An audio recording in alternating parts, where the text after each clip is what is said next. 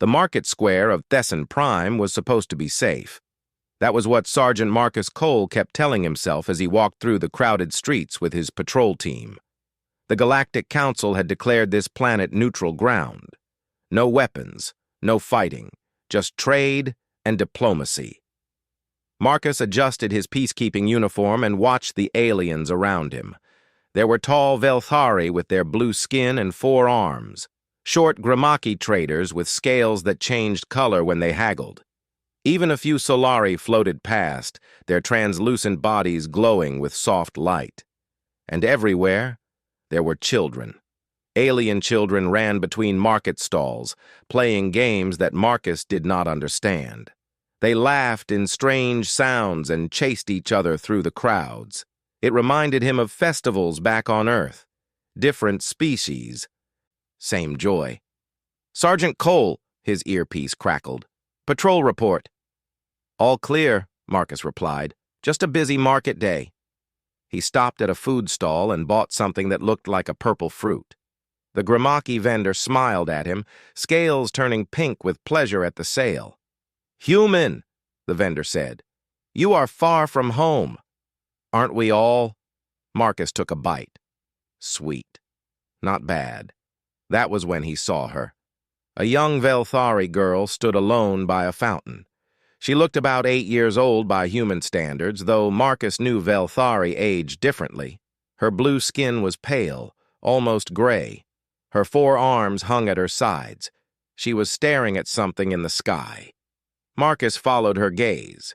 At first he saw nothing, just the usual traffic of shuttles and transport ships. Then he saw the drone. It was small, dark, moving in a pattern that Marcus recognized immediately. He had seen drones like that before, in war zones, in places where peace was just a word people used before the killing started. His training took over. His eyes tracked the drone's path. It was circling, descending, coming down toward the center of the market, toward the fountain, toward the girl. "Everyone down!" Marcus shouted. But his voice was lost in the noise of the crowd. No one heard him, no one understood.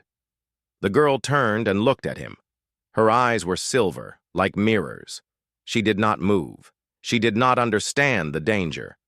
Marcus ran, his legs pumped hard against the stone ground. He pushed through the crowd. Aliens shouted at him in languages he did not know. He did not care. He did not stop. The drone was 10 meters above the fountain now. Marcus could see the red light on its belly. He knew that light. He had seen it on bombs that killed his friends on 3 different planets. 5 meters.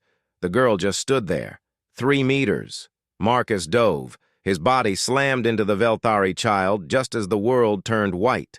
He wrapped his arms around her small frame and twisted in the air, putting his back toward the explosion. The blast hit him like a giant fist. Shrapnel tore through his uniform. Hot metal punched into his back, his shoulders, his legs. The sound was so loud that it became silence. The heat was so intense that it became cold. Marcus hit the ground hard. He did not let go of the girl. His arms stayed locked around her body even as his vision went dark around the edges. "Stay down," he whispered. He did not know if she could understand him. "Stay down." "I've got you."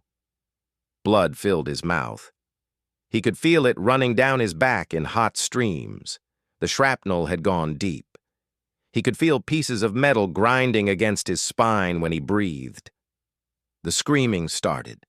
Aliens running in all directions, panic spreading through the market like fire. Marcus tried to move. His legs did not respond. He tried to lift his head. The world spun and nearly went black. The girl was crying. He could feel her body shaking against his chest, but she was alive. He could feel her heart beating fast against his ribs. "You're okay," he said. His voice was barely a sound. "You're okay." Footsteps, many of them, coming closer. Marcus tried to reach for his weapon. His arm did not move. He tried to shout for his team. No sound came out. The last thing he saw before the darkness took him was a circle of faces looking down at him. Alien faces. Velthari, Grimaki, Solari, all staring at him with expressions he could not read. Then nothing. Marcus woke to pain. It was everywhere, in his back, in his legs, in his head. Pain like fire, pain like ice, pain that made him want to scream, but he could not find his voice. He was lying on something soft, not the ground. A bed, maybe. The air smelled strange, clean but alien, like flowers he had never smelled before.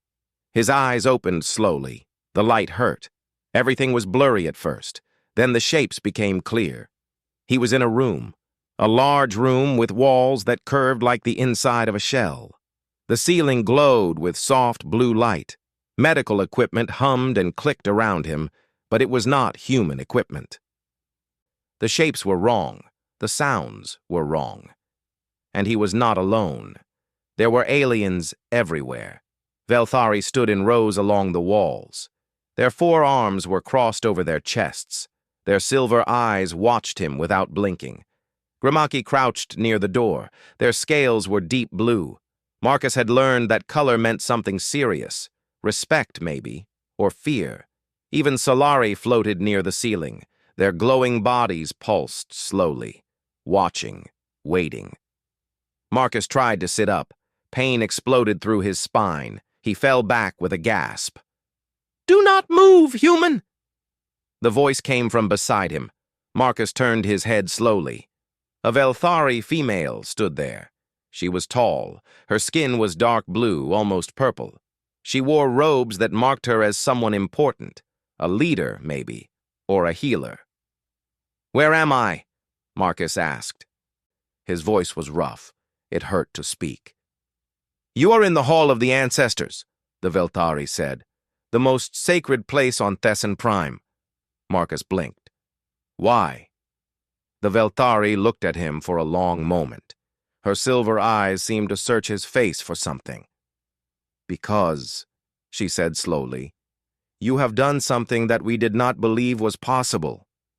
"I don't understand." "No," she said, "you do not. But you will." She stepped back. The crowd of aliens parted behind her, and through the gap Marcus saw the girl. The Velthari child he had saved stood between two adults. Her silver eyes were fixed on Marcus. Tears ran down her pale blue cheeks. But she was not crying from fear. She was crying from something else entirely. "That child," the tall Velthari said, "is my daughter. She is the heir to the Velthari throne. She will one day rule over 40 billion of our people." Marcus felt his heart stop. "And you, human," she continued, "threw your body between her and death. You took the metal that was meant for her heart into your own flesh. You did this knowing you would die." "I didn't know who she was," Marcus said. "Yes," the Velthari replied. "That is precisely the point." She turned to face the assembled crowd. "For 3,000 years, we have believed that humans were primitive, violent, incapable of true sacrifice. We were wrong." She looked back at Marcus. "And now, human, we must decide what to do with you." The room fell silent. Marcus could hear his own heartbeat pounding in his ears. He could feel every piece of shrapnel still buried in his flesh, grinding against bone and muscle with each breath.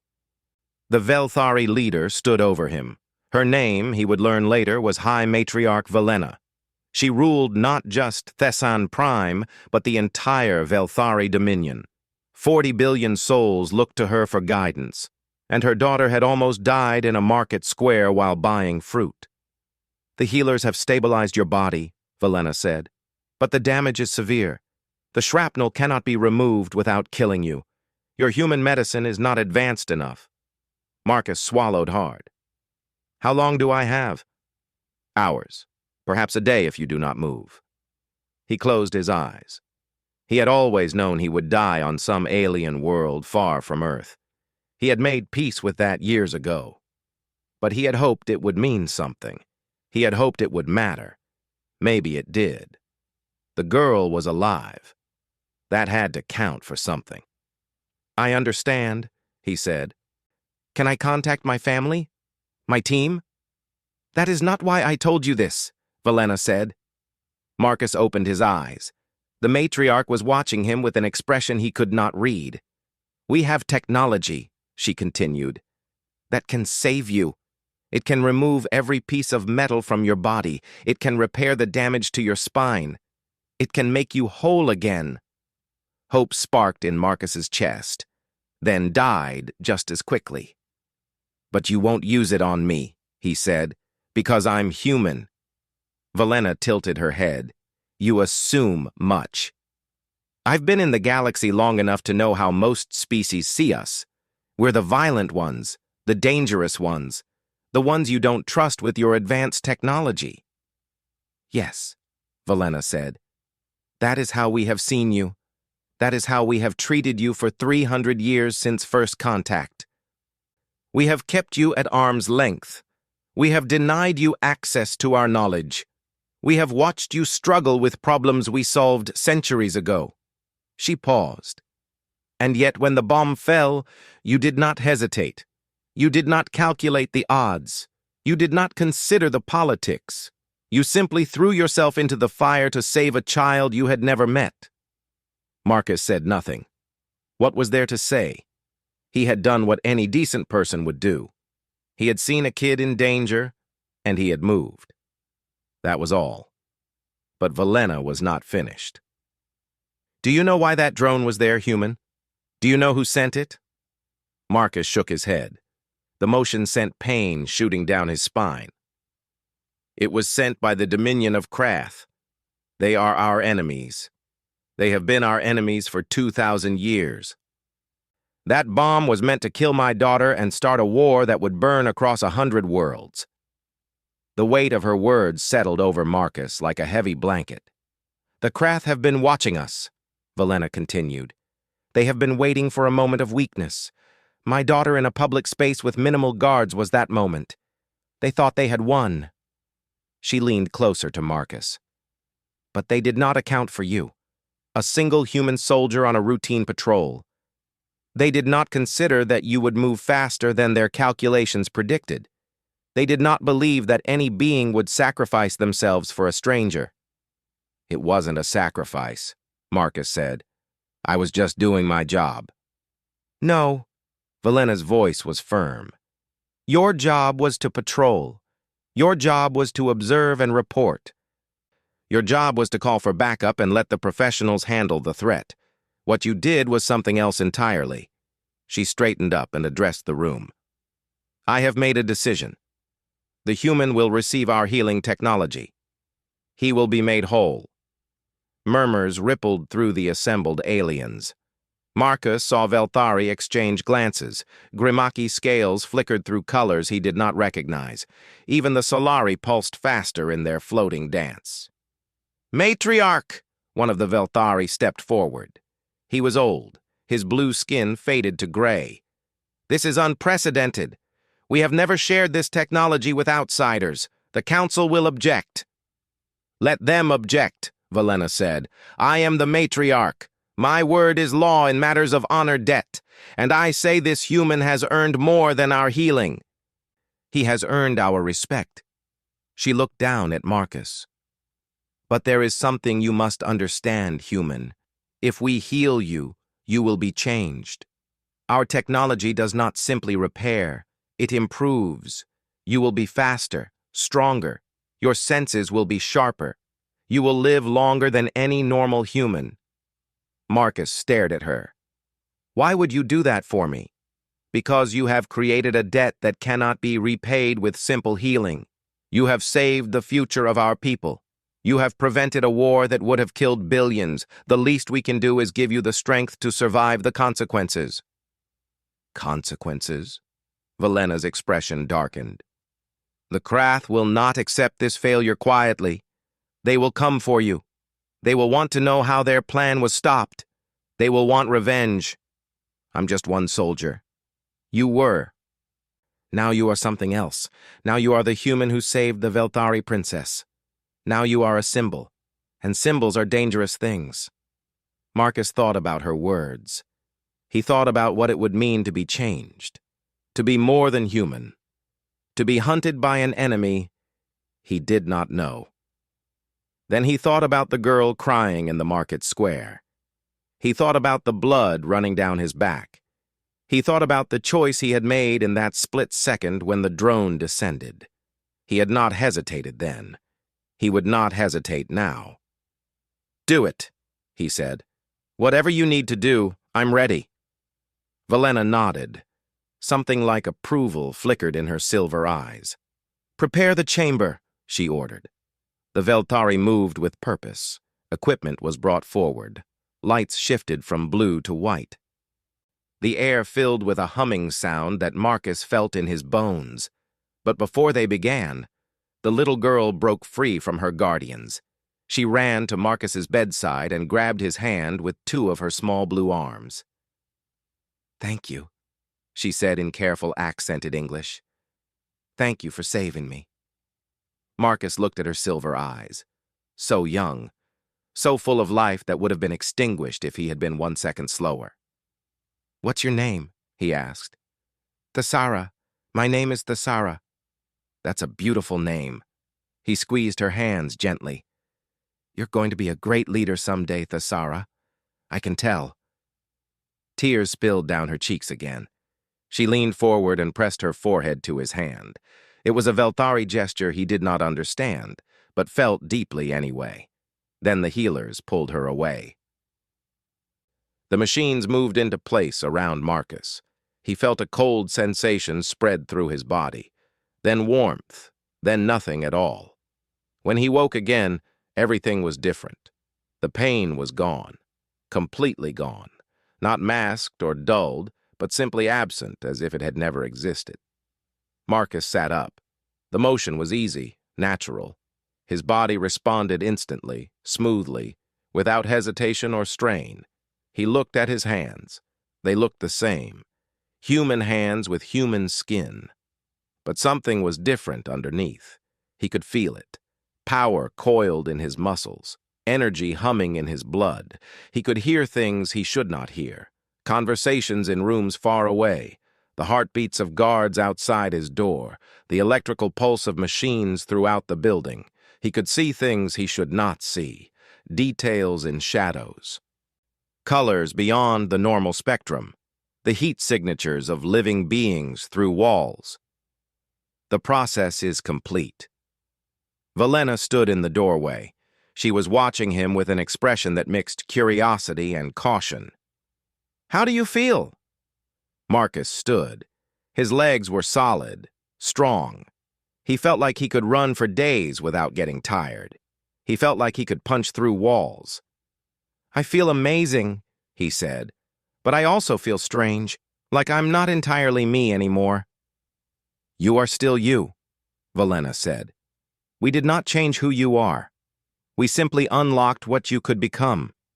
Humans have always had potential. We just helped you reach it." She stepped into the room and handed him a data pad. "While you were healing, the Krath sent a message. They have claimed responsibility for the attack. They have declared you an enemy of their dominion. They have placed a bounty on your head large enough to buy a small moon." Marcus looked at the data pad. The numbers were staggering. "They're afraid," Velena said. "They thought they understood humans. They thought you were predictable. Now they are not so sure." "What do I do now?" "That is up to you. You can return to Earth, hide among your own people, live out your extended life in peace and hope the Krath never find you. Or," Velena's eyes gleamed, "or you can stay here. You can help us understand humans better. You can serve as a bridge between our peoples. And when the Krath come for you, and they will come, you can show them exactly what humanity is capable of." Marcus thought about Earth, his family, his old life. Then he thought about Thasara, about the war that had been prevented, about the billions of lives saved because he had been in the right place at the right time. He thought about the Krath, about their arrogance, about their certainty that one human soldier did not matter. He was going to enjoy proving them wrong. "I'll stay," he said, "but I have conditions." Velena raised an eyebrow. "You would make demands of the matriarch." I would make requests of someone who just gave me a second chance at life. He met her silver gaze steadily. If I'm going to be a bridge between our peoples, I need to actually build that bridge.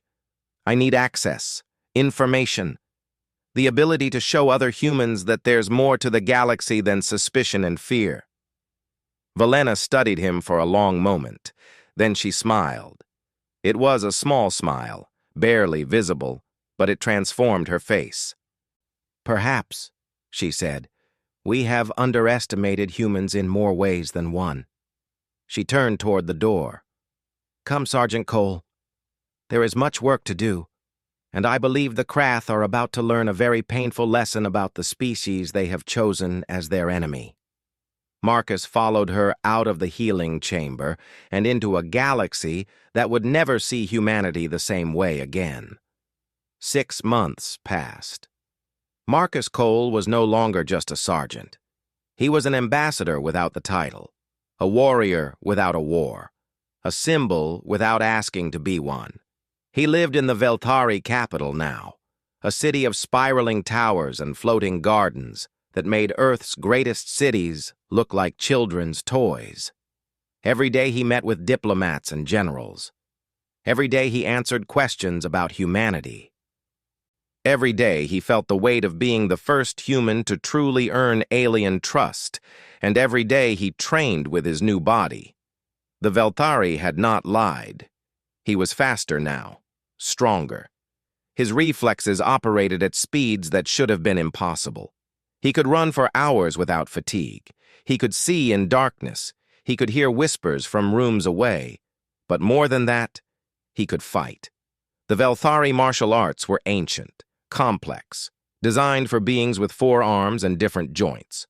Marcus adapted them for his human frame. He combined them with his military training. He created something new, something that made even veteran Veltari warriors step back in surprise. You learn quickly, his instructor told him one morning. Too quickly. It is unsettling. Humans are good at adapting, Marcus replied. It's how we survived on Earth. It's how we'll survive out here. The instructor did not look convinced, but he kept training Marcus anyway. Thesara visited him often. The young princess had become his shadow whenever her duties allowed. She asked him endless questions about Earth, about human children, about games and food and music. Marcus answered them all. He showed her videos of soccer matches and taught her to fold paper cranes. He told her stories about growing up in a small town where the biggest adventure was fishing in the local river. She laughed at his stories. She clapped her 4 hands together with delight when he made a crane fly. She looked at him with something like wonder in her silver eyes. And Marcus realized that he had become something he never expected. He had become a teacher, a friend. A bridge between worlds, just as Velena had hoped.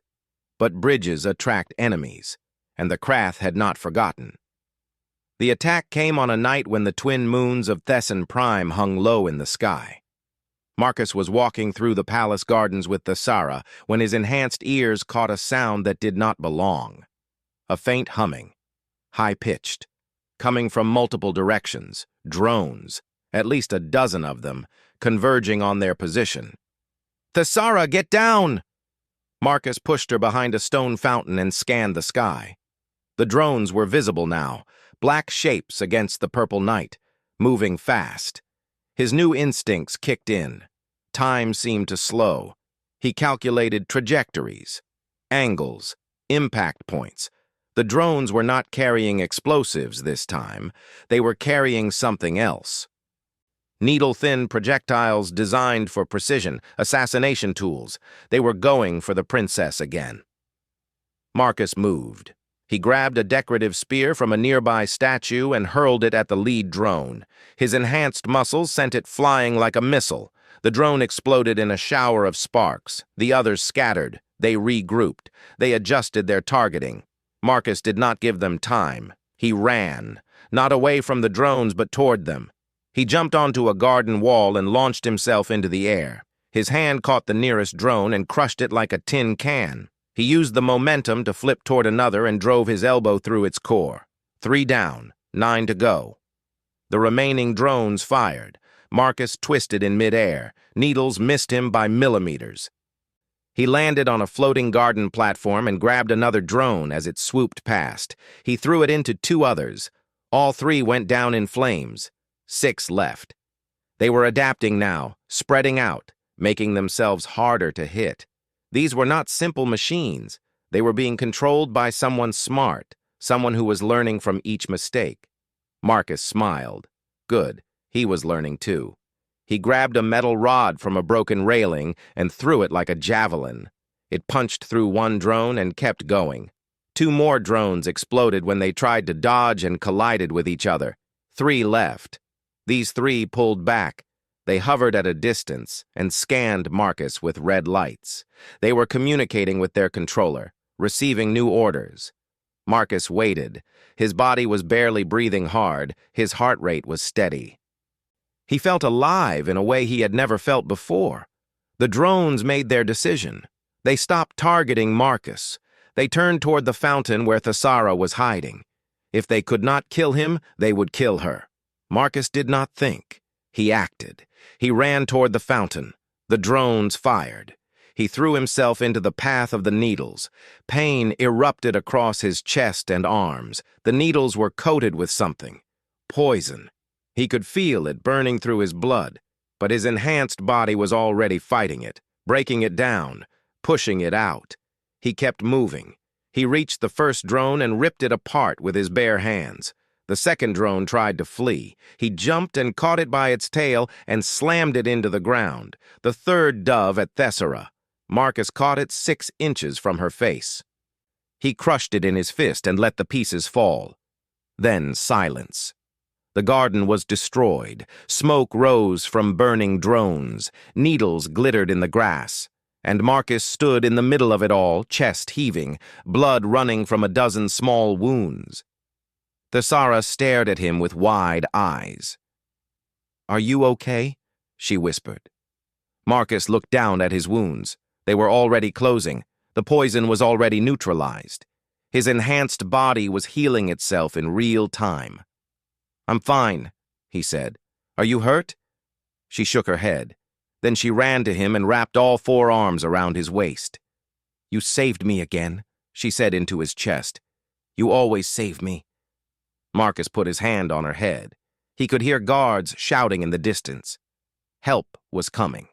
But for this moment, it was just the 2 of them in the ruined garden under the twin moons.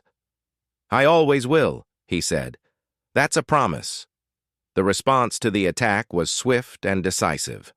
Velena called an emergency session of the Galactic Council. She presented evidence that the Krath had violated neutral territory twice to assassinate a child. She demanded consequences. The council debated for 3 days. In the end, they voted unanimously. The Krath Dominion was sanctioned. Their trade routes were restricted.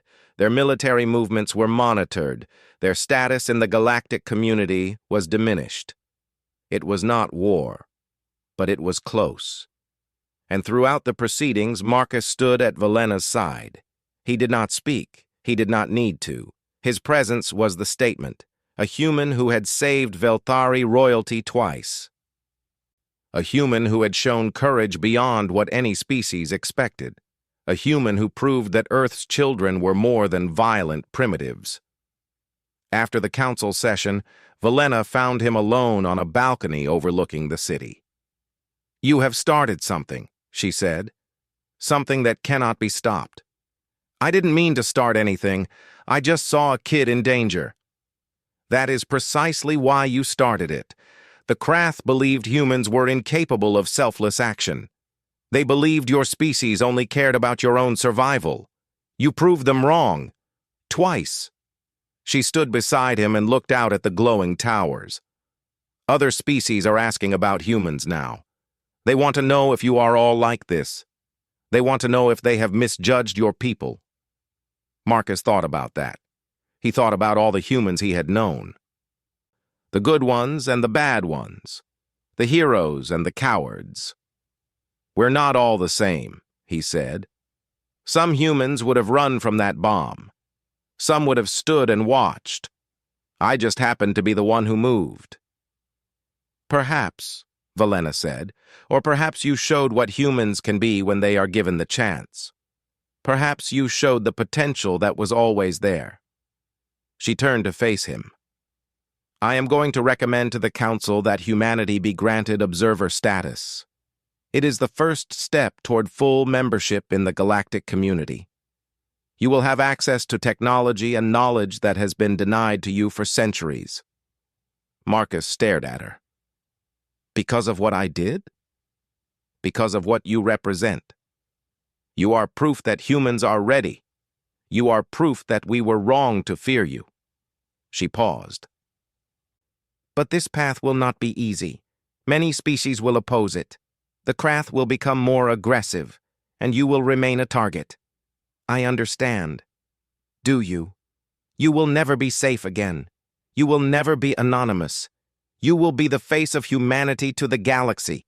Every action you take will reflect on your entire species. Marcus thought about that weight. He thought about the responsibility. He thought about everything he would be giving up. Then he thought about Thesara, about her laughter when he made paper cranes, about her questions about Earth, about her arms wrapped around him in the ruined garden. He thought about the future she would build, the bridges she would create, the worlds she would unite. And he realized that this was why he had become a soldier in the first place. Not to fight, not to kill, but to protect. To make sure that children like Thesara could grow up to change the universe.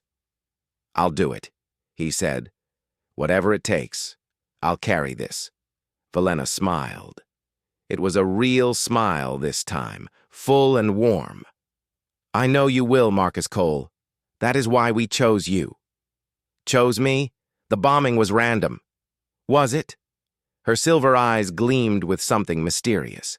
The universe has a way of putting the right people in the right place at the right time. We call it fate. You call it luck. Perhaps they are the same thing. She turned and walked away, leaving Marcus alone with the stars. He looked up at the sky. Somewhere out there was Earth, his home, his family, his old life. And somewhere out there were the Krath, planning, plotting, preparing for the day when they would come for him again. Let them come, Marcus thought. Let them bring their drones and their poisons and their hatred. He would be waiting, and he would show them what one human could do when he had something worth protecting. The galaxy had underestimated humanity for 300 years.